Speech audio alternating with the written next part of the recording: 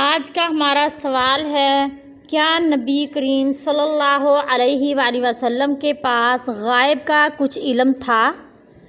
کیا انبیاء کرام کو علم کا یعنی علم غیب کا کچھ حصہ عطا کیا جاتا ہے؟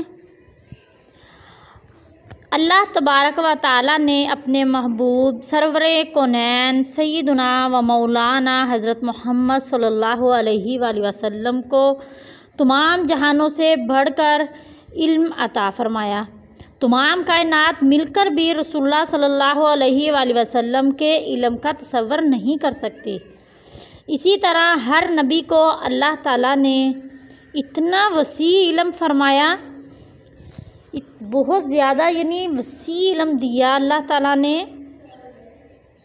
انبیاء کرام علیہم السلام کے علاوہ تمام مخلوقات مل کر اس مقام تک نہیں پہنچ سکتی، اور پھر رسول اللہ صلی اللہ علیہ وآلہ وسلم کو تمام انبیاء کرام علیہم السلام پر فضیلت بخشی، لیکن اللہ تبارک و تعالیٰ کے علم یعنی اللہ تعالیٰ کی ذاتی صفت میں اللہ تعالیٰ کا کوئی شریک نہیں۔ اللہ تعالیٰ نے کسی کو بھی غائب کا علم نہیں دیا، جو کسی کا عطا کیا ہوا نہیں، یعنی اللہ تعالیٰ کے پاس جو علم ہے وہ کسی کا عطا کیا ہوا نہیں۔ اگر کسی کا عطا کیا ہوا ہے اسے علم غائب نہیں کہا جاتا۔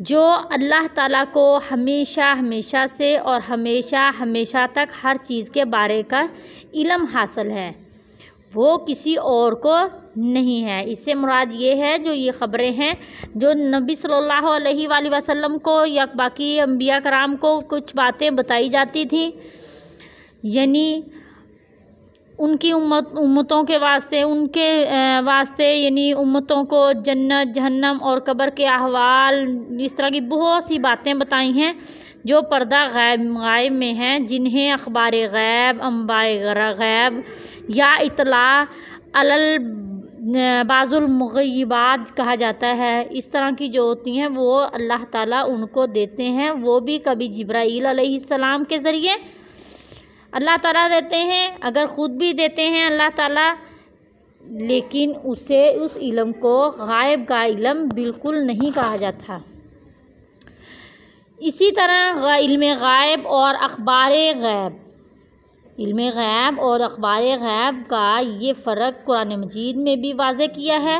ذیل میں دونوں طرح کی جو آیات ہیں وہ ذکر کی جاتی ہیں، یعنی کہ ہمارے نبی صلی اللہ علیہ وآلہ وسلم سے خطاب کرتے ہوئے اللہ تعالیٰ کا فرمان ہے، جس طرح قُل لا اقول لکم عندی خزائن اللہ ولا اعلم الغیب ولا اقول لکم انی ملک۔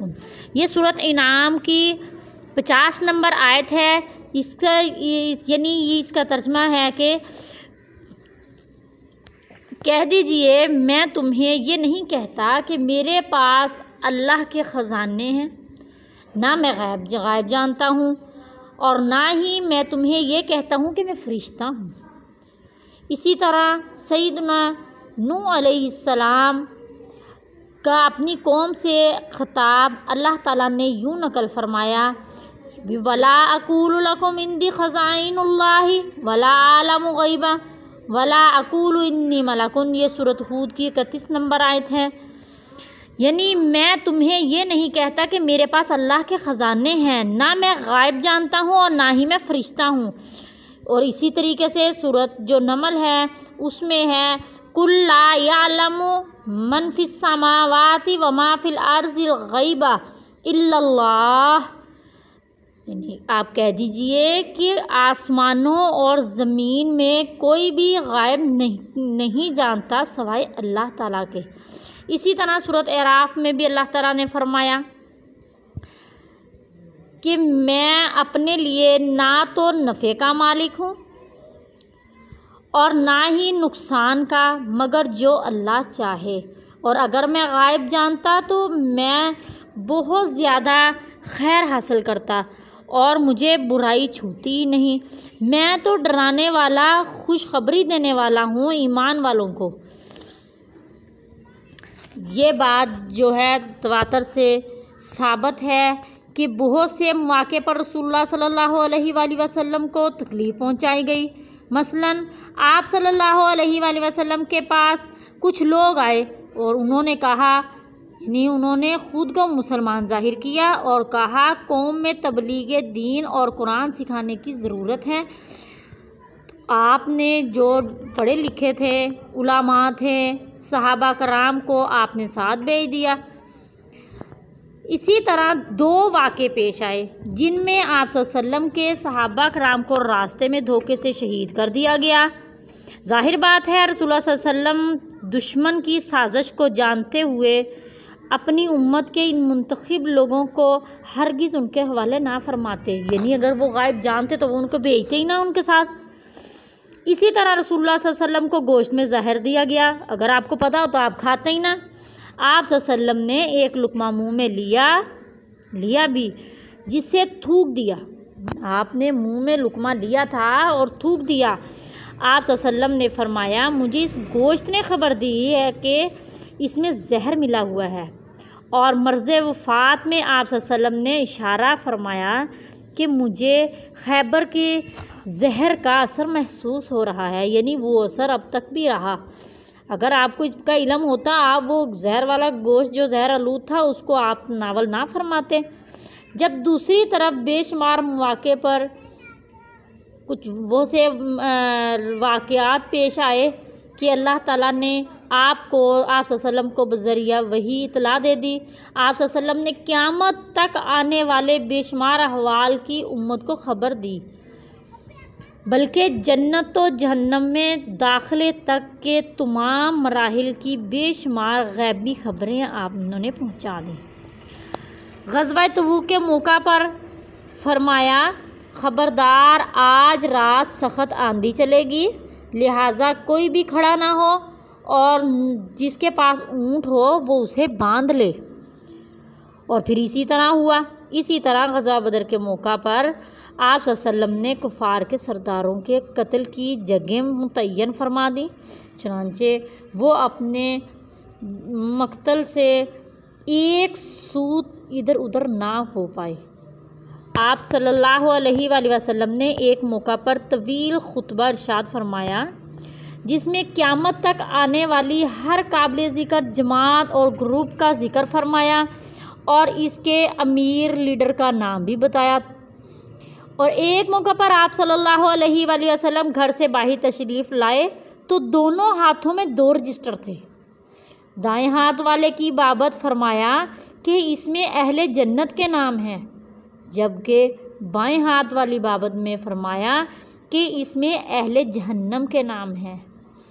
پھر ان دونوں رجسٹروں کو اشارے سے چھوڑ دیا اور وہ غائب ہو گئے۔ اور آپ صلی اللہ علیہ وآلہ وسلم نے دجال کے آنے سے پہلے قسطنطنیہ کی فتح کی بشارت دی، اور مغرب کی فتح کے بعد جب دجال کے ظہور کی باطل خبر دینا، جو دجال کے ظہور کی باطل خبر جو تھی وہ دنیا میں پھیل گئی۔ اس وقت مسلمانوں کی فاتح فوج جن افراد کو دجال کی خبر کی تحقیق کے لیے روانہ کرے گی، حدیث میں ہے کہ آپ صلی اللہ علیہ وسلم نے فرمایا، ان کو ان کے ناموں سے جانتا ہوں۔ اس طرح کی بے شمار خبریں آپ صلی اللہ علیہ وسلم کے معجزات ہیں، چنانچہ اللہ عز و جل جو سورۃ آل عمران کی 44 نمبر آیت اور سورہ یوسف کی 102 نمبر آیت میں فرماتے ہیں کہ یہ غیب کی جو خبریں ہیں یہ خبروں میں سے ہے جسے ہم آپ کی طرف وحی کرتے ہیں۔ یعنی غائب وہ نہیں جانتے تھے، وہ غائب کی خبریں تھیں، لیکن آپ صلی اللہ علیہ وسلم کو وہ وحی کی گئی تھیں۔ یعنی غائب وہ ہے جو بندوں سے پوشیدہ ہو، جسے جنت و جہنم کے حالات و معاملات اور جو کچھ قرآن شریف میں بیان کیا گیا ہے وہ سب کچھ۔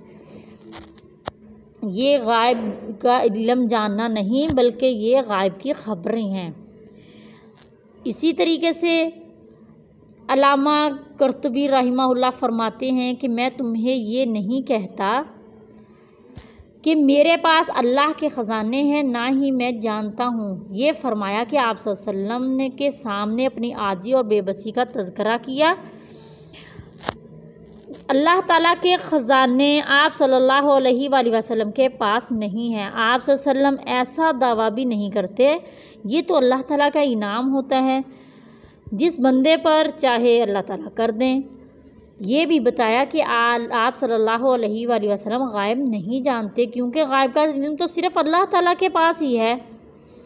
اس سے ہمیں واضح جو ہے وہ ثبوت ملتا ہے، واضح ہمیں ہو چکا ہے کہ علم غیب باری تعالیٰ کا خلاصہ ہے، جو اللہ کے علاوہ کسی کو حاصل نہیں۔ البتہ انبیاء کرام علیہم السلام، خصوصاً رسول اللہ صلی اللہ علیہ وسلم کو بے شمار اخبار غائب عطا کر دی گئی، اور اللہ تعالیٰ نے ایسے علوم عطا فرمائے کہ تمام مخلوق مل کر بھی کسی نبی کے علم کی ہمسری کرنا تو درکنار پاسنگ تک بھی نہیں پہنچ سکتے۔ تو اس سے واضح ہے کہ جو غائب کا علم ہے وہ صرف اللہ تعالیٰ کے پاس ہی ہے اور کسی کے پاس نہیں، اس لیے اللہ کے ساتھ کسی کو شریک ٹھہرانا بالکل جائز نہیں۔